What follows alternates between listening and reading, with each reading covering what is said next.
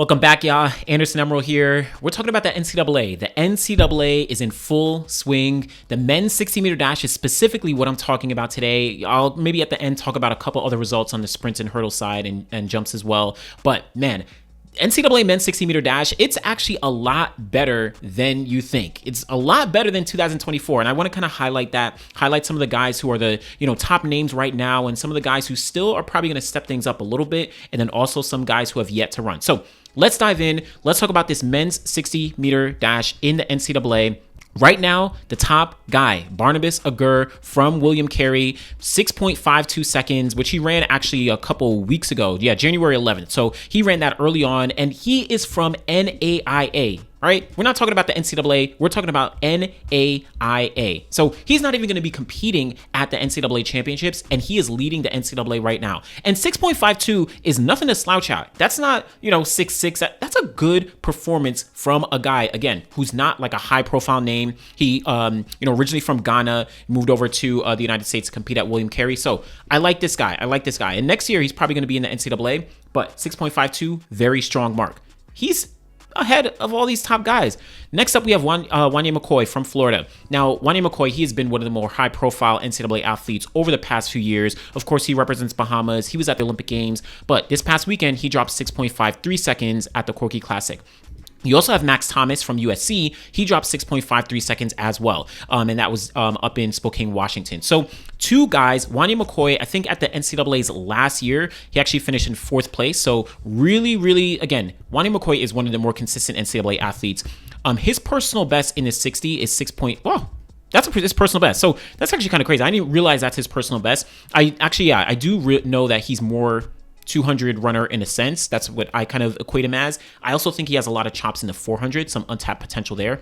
But I love to see Wanya McCoy on this list. He, going out as a senior from Florida, he's going to be a very, very strong problem if he is healthy, if he's ready to go. Keep a lookout for him. And then Max Thomas. So last year, Max didn't go to the NCAA indoor championships, but he did go to the outdoor championships, and he didn't make it out of the prelims at the NCAA outdoors. Yeah, only 10.36, finished 21st, so didn't qualify through to the final. But he is a very, very strong contender, and if he is able to kind of progress on the 6.53, he's going to be hopefully going for his first NCAA indoor championships. Max is definitely one to keep a lookout for. Couple other guys that you have down the road, right? You have David Foster from California. You have Ajani Doyer from Penn State, freshman. He kind of dropped things early, 6.55. That was in December. Yeah, that was December 6th. So very first weekend of NCAA championships, that's when Ajani Doyer really threw things down. Foster at 6.54. Malachi Snow from Texas Tech, 6.55. If I'm correct, Malachi Snow is also a hurdler. He kind of doubles back in the 60 hurdles and the 60-meter dash. So he is kind of similar to like a Caleb Dean, right? 60-meter hurdles. Caleb Dean actually last year, he won the NCAA indoors in the 60, and then he got, I think it was 5th place or 4th place. 6th place in the NCAA indoors in the 60-meter dash. So you're talking about someone in Malachi Snow who is a double threat. I don't know. We're going to see how that progresses. And then behind them, you have Sean Brown, you have Mason Lawyer, you have Consider Ekanem, you have Joshua Caleb, a couple other guys who are under the 6.60 barrier.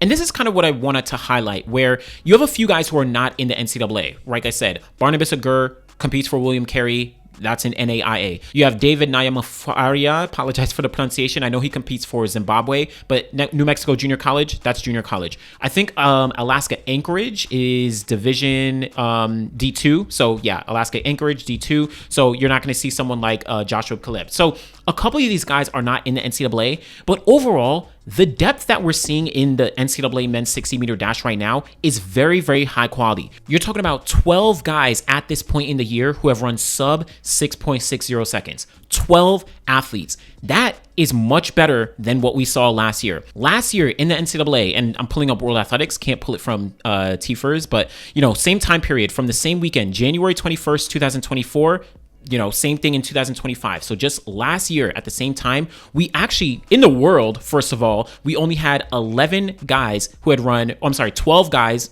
who had run sub 6.60, but Of this, only 7 of them were actually in the NCAA. So you did have DeAndre Swint. You also had, Jennings was not in the NCAA. Kobe Hilton was no longer. You had Sean Brown, Justin Braun, Terrence Jones. You had Jalen Drayden, James Dadzie, and then you also had Marcellus Moore. That's it. Everyone else is not in the NCAA. 7 guys from last year who had broken 6.60 seconds in the NCAA. At this point, we have 12 college athletes who have gone sub 6.60 seconds at the same point this year. That speaks to the quality in these marks and in the NCAA that we're seeing right now. And again, going back to it, cool. Barnabas Agur, not D1. You have Joshua Caleb, not D1. You have David from Zimbabwe, not D1. But everyone else here is a Division I athlete. So they're going to be competing at NCAAs. You're talking about 9 guys who are D1 right now, and they've run sub 6.60 seconds. That is high quality in the men's 60 meter dash right now. And that is something that I don't think can be overlooked.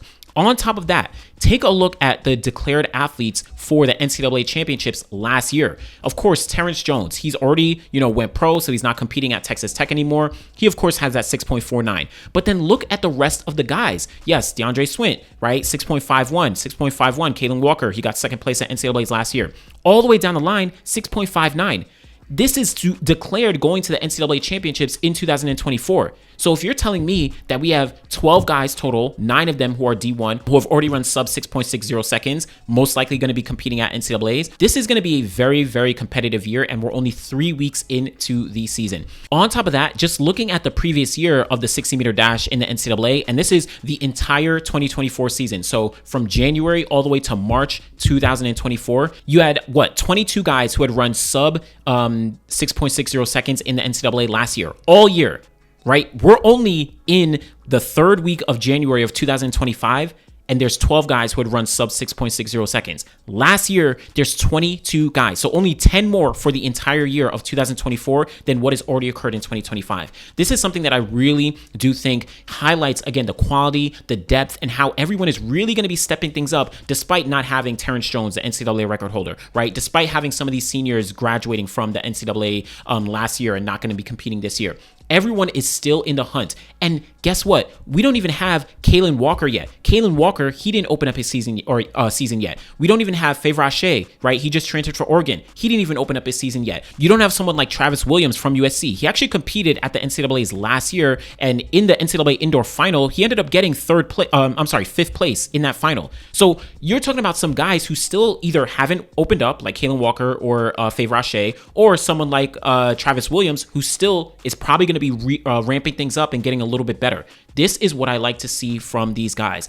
I don't know if we're going to see someone run 6.45 and break the NCAA record. I don't know if we're going to see that. I think that we're probably going to see someone run sub 6.50 seconds probably this season. But even if not, the depth at the top with these guys running 6.5 low is really, really something to be notable here.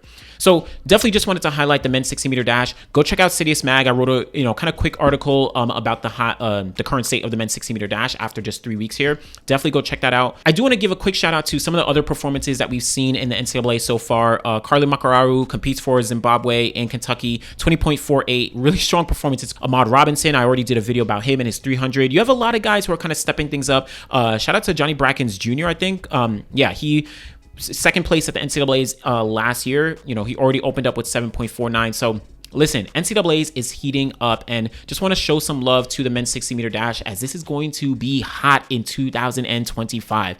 I don't know what's going to be going down, but NCAA championships, March 14th to March 15th in Virginia Beach. That's one thing I really do love, the fact that NCAAs has been traveling around, at least indoors, right?